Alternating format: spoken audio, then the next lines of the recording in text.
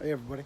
On this episode of Mr. Fix, we're going to modify the storage shed in order for us to put our generator in there and be able to run it all enclosed 100%. All right, so here is the finished storage shed for my generator that I have. Home Depot special storage shed. This is for garbage, $410 Canadian plus tax. Suits it just right. So here's what we got here.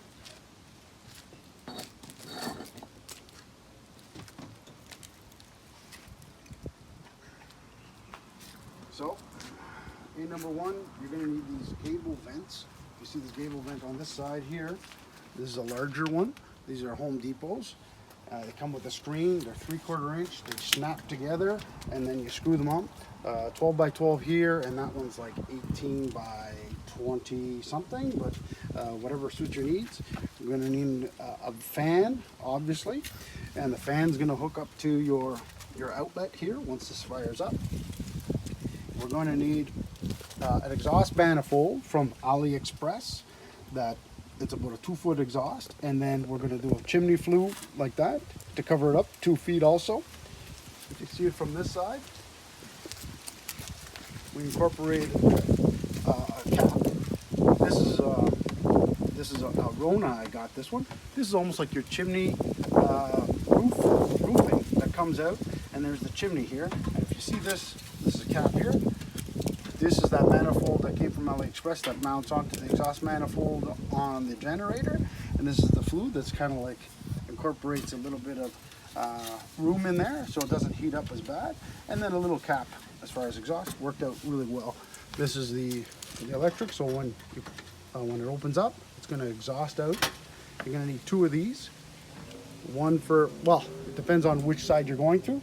I have one for natural gas. And on the other side, I have the, for the 30 amp cord, we have a solar panel that's going to trickle charge the battery, because this has an electric start to it. This takes care of everything like that. You're going to need a galvanized sheet in the back for heat. We did some testing as far as Fahrenheit's concerned, and it was about 120 Fahrenheit, because that's where the engine is on that side. But all in all, it was pretty good. On this one here, if you see over here, this was venting as far as ductwork. It was curved, so I wrapped it around the corner before I put that final one there, the flat piece, and that took care of that. So heat-wise, it was pretty good. You're going to notice here, this is a 30 amp. The 30 amp goes into, this is one of those Reliance plugs. Once you plug in, and it's all good. On the other side from the home, it has 6 plugs on it. So you know what, you're self-sufficient. You don't need to go and have your electrical company come in and disconnect it, or get those Generac plugs on it, which they're good too because your panel will work, but it's probably going to cost you a couple $1,000 to hook up. So this is a cheaper alternative available through Amazon and even Home Depot's. Price it out. Now, when drilling through this one, it comes already with 1 inch and I think 1/4 bit. And you're going to do that from the other side.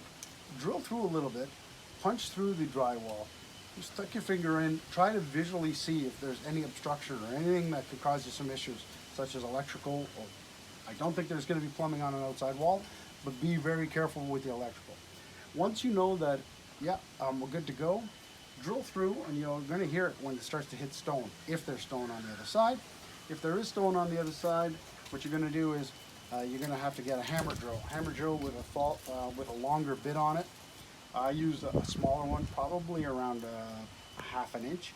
Punched it through. Once I punched it through, I had a bigger bit on it that I was able to bore it out of the stone to make it so you might have to work it a little bit. Once you put in that pipe, what could happen is you're not perfectly centered, so you might have to wedge it a little bit, shim it up, so then it's perfectly centered, so when you go to put this on, it goes perfectly, or else it could give you some headaches. So make sure that when that plastic tubing comes out, it's perfectly centered in there, and we have enough to slide this one on, or else you're going to have some issues. But all in all, that's a good unit.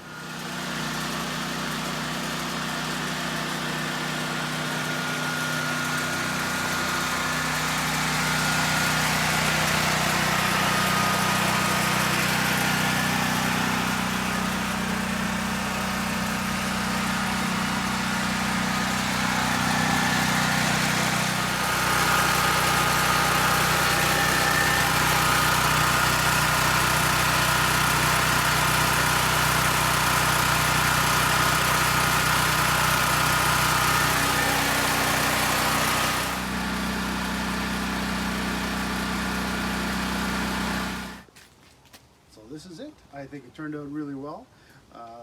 Good luck to you in setting up your own shed for your own generator, and hopefully you don't have to use it.